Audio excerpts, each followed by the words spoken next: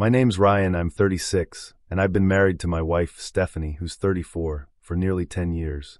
From the outside, we looked like that perfect couple people envy. We owned a nice little house, had 2 cars, good jobs. I work in IT, she's in advertising, and we were always smiling in pictures. But behind the smiles, cracks started forming, and I just didn't want to see them. Stephanie was always fiery, outspoken, sometimes downright mean, but I convinced myself it was just her personality. She doesn't hold back. I used to joke. She nitpicked everything I did, but I let it slide because I thought that was just marriage. The signs of trouble started about a year ago. She suddenly got too busy for the Friday pizza and movie nights we'd done since dating. Her phone, once left lying around, was now glued to her hand, face down, locked, and always on silent. She started working late, going out for drinks with coworkers, and snapping whenever I asked who she was texting. God, Ryan, can't I have some privacy? You're so insecure, she'd bark, rolling her eyes like I was an annoying child. I told myself it was just stress from her job. She was chasing a promotion, working long hours. I wanted to believe her. But deep down, my gut kept whispering that something was very, very wrong. And soon, I was about to learn just how right that gut feeling was. The night everything started unraveling was a Tuesday. Stephanie said she had a late client dinner, and told me not to wait up. That wasn't unusual by then, so I made myself some pasta, watched a bit of TV, and went to bed around 11. At 1:30 a.m., I woke up because the dog was barking at the sound of a car pulling in. Stephanie stumbled through the door looking like she'd been through a storm. Hair messy, lipstick smudged, reeking of alcohol and cologne that definitely wasn't hers. I asked how dinner went, and she shot back, exhausting. "Why are you even awake?" before slamming the bedroom door. I lay there staring at the ceiling, heart racing. Something inside me snapped. The next morning, while she was in the shower, I grabbed her phone.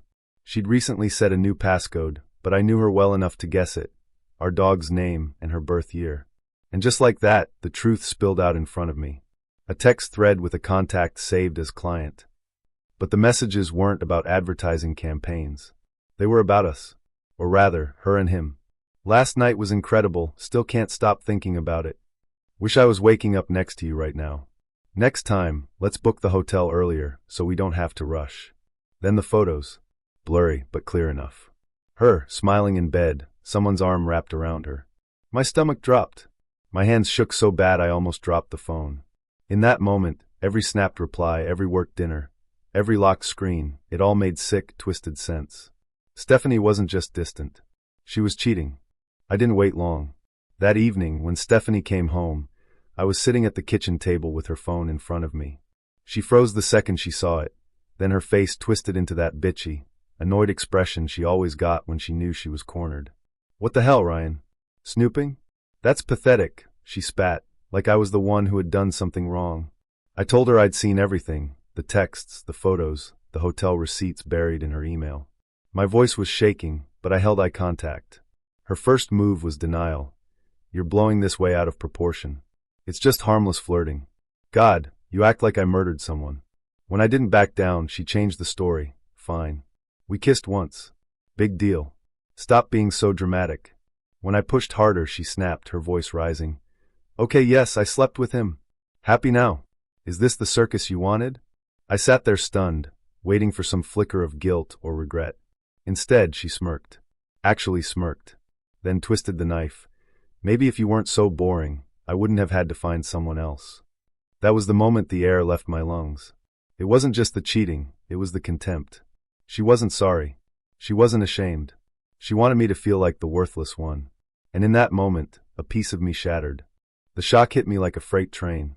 My whole body went cold, my ears ringing so loud I could barely hear my own voice. For months I'd told myself I was paranoid, that I was imagining things. Now the proof was sitting in front of me, and worse, she didn't even care. Then the anger poured in. It was raw, white-hot rage. I slammed my hand on the table, so hard the dog bolted upstairs. "Do you have any idea what you've done? You've destroyed us." I shouted, my throat burning. Stephanie didn't flinch. She didn't cry, didn't beg, didn't even look sorry. She rolled her eyes and said, "Jesus, Ryan, calm down. It was just sex. Stop acting like I killed someone. Just sex." Those 2 words tore through me like glass. I'd been faithful for 10 years. I'd built my life around this woman, and she was brushing it off like a casual hobby. I stormed out of the house, pacing up and down the driveway in the cold night air, fists clenched, trying to get my breathing under control. Inside, I could hear her clattering dishes like nothing had happened. Like I was the crazy one for reacting this way. The rage kept me awake all night. Every second, her words echoed, boring, pathetic, just sex. I thought anger would give me clarity, but instead, it left me shaking, hollow, and more broken than ever. When the fire of rage finally burned out, all that was left was this heavy emptiness I can't even describe. I sat at the kitchen table the next morning staring at a mug of coffee I never drank, feeling like I was watching someone else's life fall apart. Stephanie came downstairs in her robe, scrolling through her phone, acting like nothing had happened. She didn't even look at me. She poured her coffee, sighed dramatically, and muttered, "I'm so tired," before heading back upstairs. That indifference cut deeper than the cheating itself. The sadness hit in waves.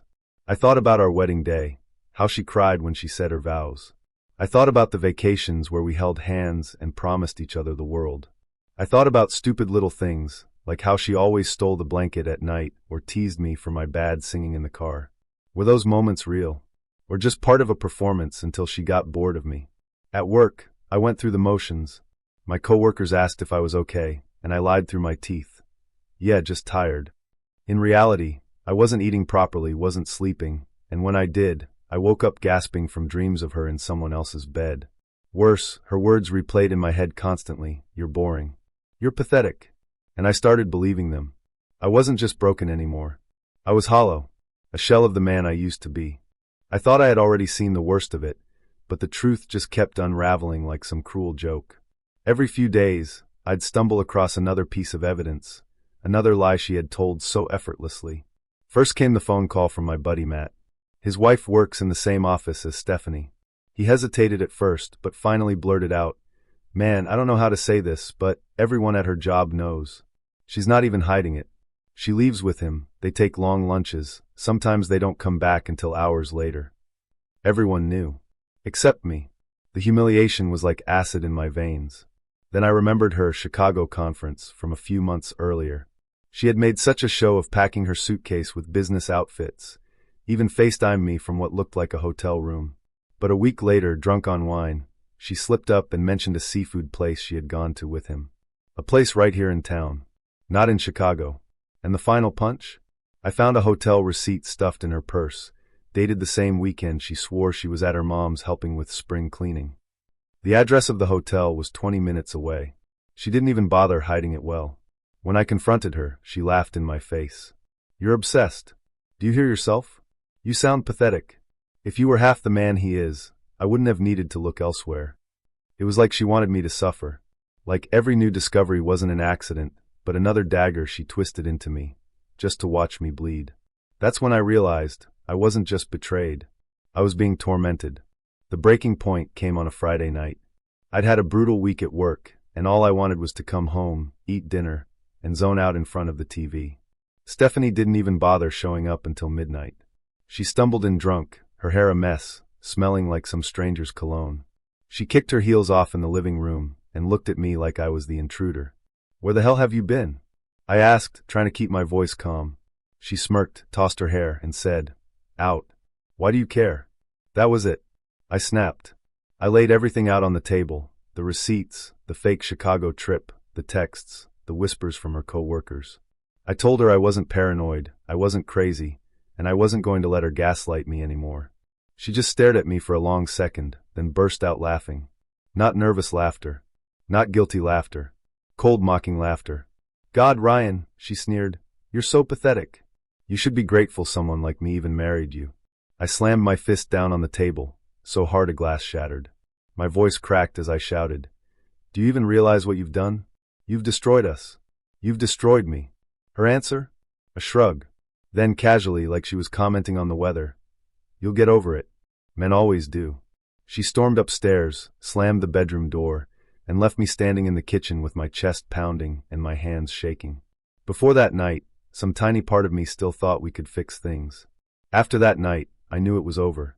After that fight, the house turned into a graveyard. We barely spoke, and when we did, it was like venom dripping off every word. She moved into the guest room, tossing a few of her things in there like it was no big deal, saying she needed space. I didn't argue. I was too exhausted to fight anymore. The silence was worse than the yelling. At least the yelling meant there was still something there, some kind of emotion. The silence was just emptiness. We passed each other in the hallway like strangers. She cooked for herself, did her laundry separately, locked herself in the guest room for hours, giggling into her phone while I sat alone in the living room with the dog. When she did speak, it was only to twist the knife. "Don't wait up for me, Mark actually enjoys my company." Or, "Maybe if you weren't so soft, I wouldn't have to go looking elsewhere." She said it casually, like she was commenting on the weather, then walked away while I sat there with my fists clenched, trying not to break down. I stopped fighting back. What was the point? I felt like I was shouting into a hurricane that only threw my words back in my face. So I shut down. Work, home, feed the dog, stare at the TV without hearing a word of it. Sleep, if you could call it sleep. And sometimes, late at night, I'd hear her laugh from the other room, soft and flirty, the laugh that used to belong to me. Now it was for him. And that was when the emptiness hurt the most. The final nail in the coffin came when Stephanie told me she had to fly to Dallas for a major client pitch. She made a whole production out of it, printed boarding passes, packed her nicest business outfits, even asked me to drop her at the airport.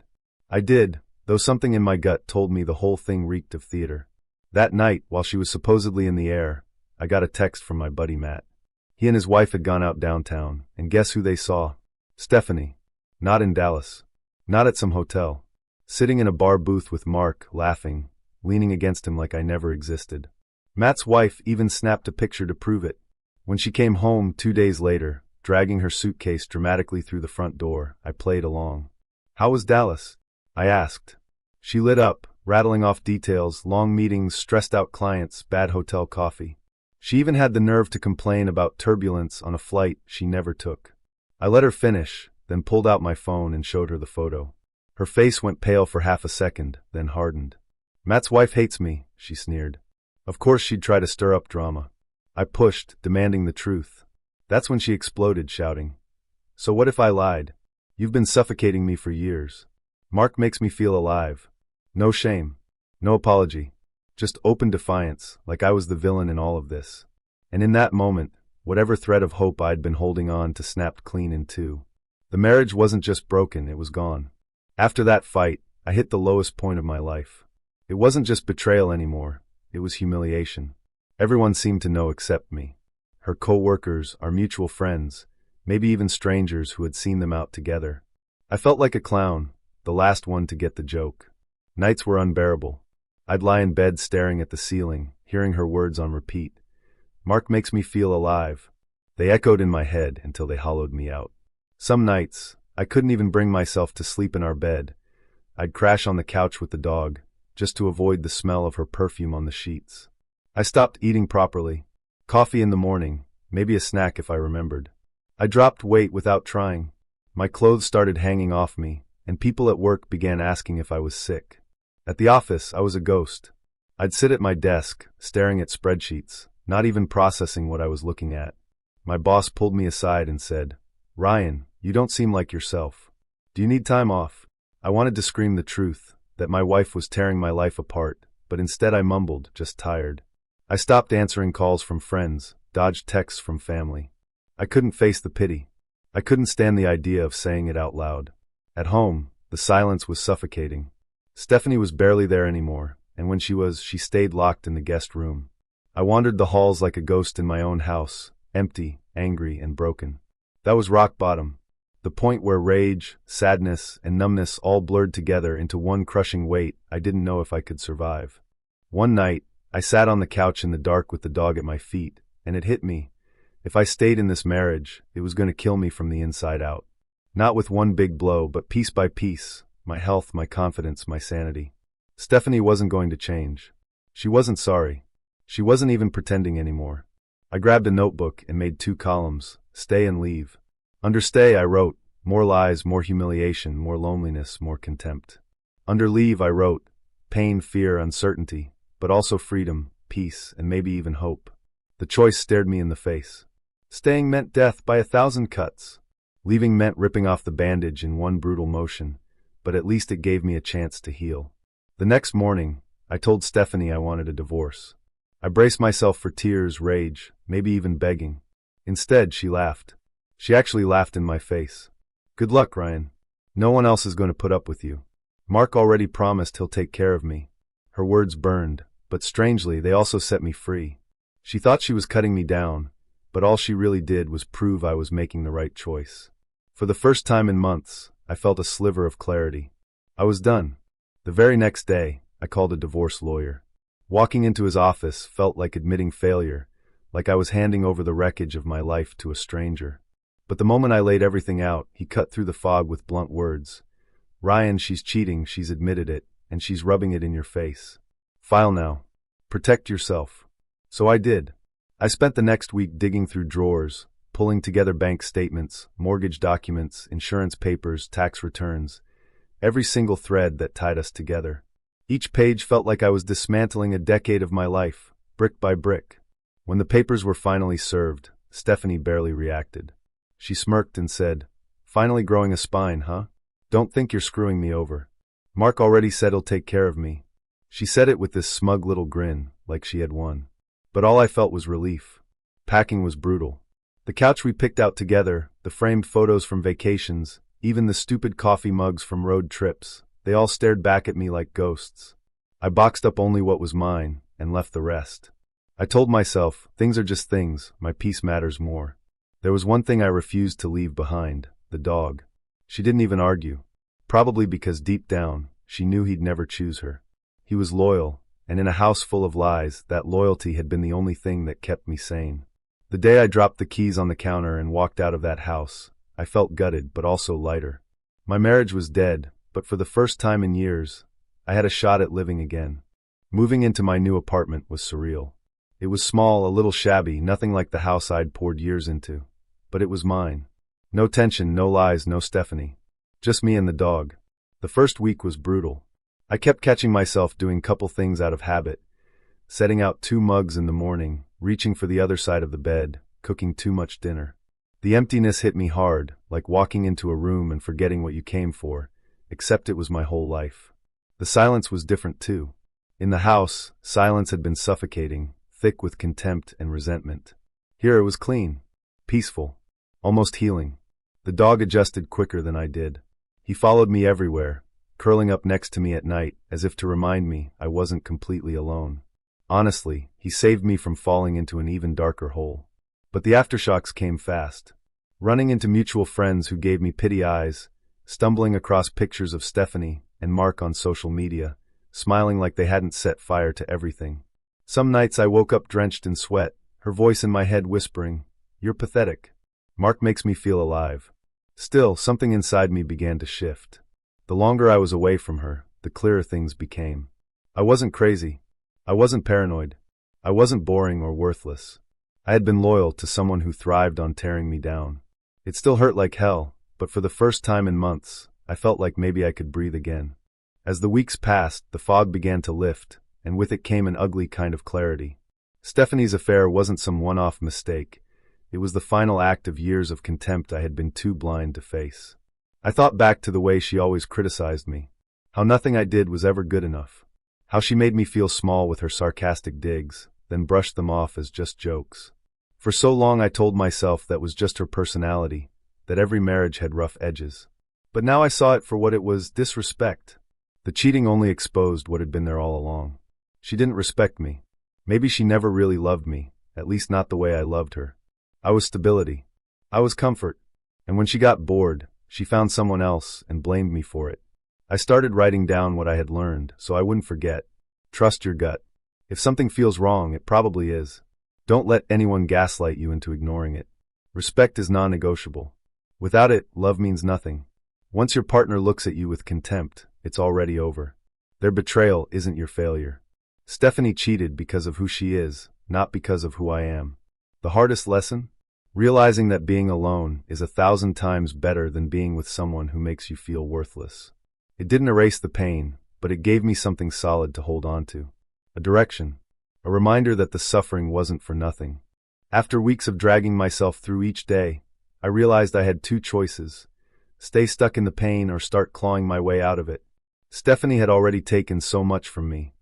I refused to let her take what was left. So I started with small steps. I forced myself to go back to the gym. At first it felt pointless, like I was just going through the motions, but little by little, I felt stronger.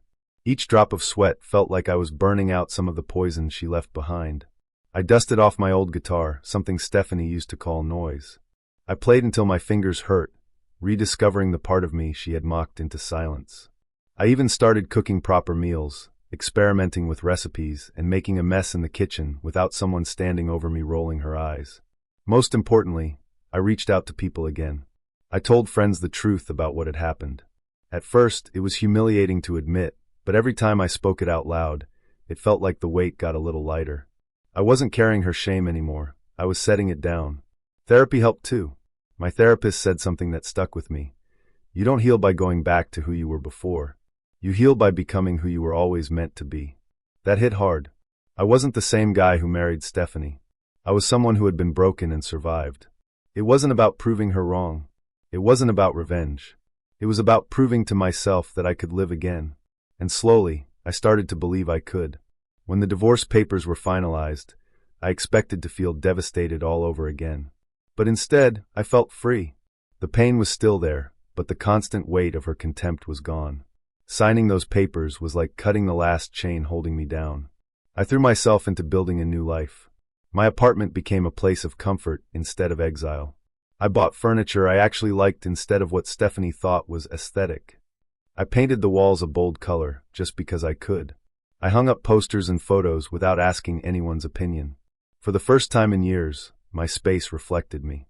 I started saying yes to things I used to avoid. Weekend trips with friends, joining a hiking group, taking a cooking class I always thought about, but never tried. Every little step was like reclaiming a piece of myself that she'd buried under her criticism. The strangest part was the silence. In that house with her, silence was suffocating, filled with tension. In my apartment, silence felt peaceful. It wasn't emptiness anymore, it was freedom. And little by little, I started to feel hope again. Hope that my life wasn't over, that there was more ahead of me than betrayal and pain. I wasn't fully healed, but I was moving forward. And that was enough. Even though I cut Stephanie out of my life, the world had a way of keeping me updated about her whether I wanted it or not. Mutual friends, co-workers, even random acquaintances couldn't seem to help themselves from dropping little tidbits. At first it stung. A buddy told me he'd seen Stephanie and Mark at a restaurant, laughing like nothing else in the world mattered. I pictured her sitting across from him, giving him the smile that used to be mine. It felt like a knife twisting in my chest. But then the stories started shifting. Turns out, Mark was still married when the affair began, and his wife found out. The fallout was ugly, lawyers, custody battles, the whole nightmare. Stephanie hadn't just wrecked our marriage. She helped destroy his family too. Later, I heard they were constantly fighting. People had seen them arguing in public, Stephanie storming out of bars, Mark chasing after her. And the kicker? Rumors started swirling that she was already spending time with someone else behind his back. The old me would have obsessed over that, dissected every detail, maybe even felt vindicated. But instead, I just felt relief. Whatever chaos she carried, she was dumping it into someone else's life now. That circus wasn't mine anymore, and that realization was liberating. With Stephanie out of my life, I finally had the space to figure out who I actually was without her shadow hanging over me. For years, I'd been bending myself to fit her moods, tiptoeing around her criticism, swallowing my feelings just to avoid another fight. Now I didn't have to anymore. I started small. I picked up my guitar again, something she used to sneer at and call a waste of time. I played until my fingers were raw, and it felt like rediscovering a part of myself I'd buried. I went hiking with friends, spent weekends exploring trails instead of sitting in silence on the couch. I cooked new meals, making a mess in the kitchen without someone rolling their eyes and calling me clumsy. Bit by bit, my confidence came back. I looked in the mirror and didn't just see the man who got cheated on. I saw someone who survived it, someone who had the guts to leave instead of wasting his life being treated like trash. Therapy helped too. My therapist told me something that stuck. You don't heal by going back to who you were before. You heal by becoming the person you were always meant to be. That hit me hard. I realized I wasn't trying to rewind the clock. I was moving forward, building a stronger version of myself. For the first time in years, I wasn't just surviving. I was actually living. And every small victory, every song played, every hike finished, every laugh with friends, was proof I was getting myself back. Acceptance didn't come in some dramatic moment. It crept in quietly, like morning light through the blinds. One day I realized I hadn't thought about Stephanie in weeks. Another day, I noticed her name didn't make my chest tighten anymore when it came up. The memories were still there, of course. The wedding, the trips, the inside jokes. But they felt like someone else's life now, distant and blurry, no longer sharp enough to wound me. Even the betrayals, the lies, the fights, they became scars instead of open wounds. And I stopped asking why. Why she cheated. Why she treated me with contempt. Why I stayed as long as I did. None of those answers would ever make sense. The truth is simple. She cheated because that's who she is, not because of who I am. One evening, I sat on my balcony with a beer, the dog curled at my feet, and for the first time in a long time I felt peace. Not excitement, not joy, just quiet, steady peace. And that was enough. That was acceptance. Finally realizing that the past no longer owned me, and that I could walk forward without dragging her ghost behind me. Looking back now, I can say Stephanie's betrayal was the hardest thing I've ever lived through, but it also forced me to grow in ways I never would have if I had stayed. I thought losing her would destroy me. Instead, it freed me. If you're reading this because you suspect something in your relationship, here's my advice. Trust your instincts. Your gut picks up what your heart doesn't want to see. Don't let yourself get gaslit into ignoring the truth. Respect matters more than passion. Love without respect isn't love, it's control. Once contempt shows up, the relationship is already over. It's not your fault. Their cheating says everything about their character and nothing about your worth. Leaving hurts, but staying kills you. Walking away feels like ripping out your heart, but staying in a toxic marriage will grind you down until nothing is left. Today, I'm not the man Stephanie tried to break. I'm someone stronger, someone who values peace, someone who knows he deserves better. And if my story helps even one person out there realize they don't have to settle for pain, then it was worth sharing. Because if I survived this, you can too.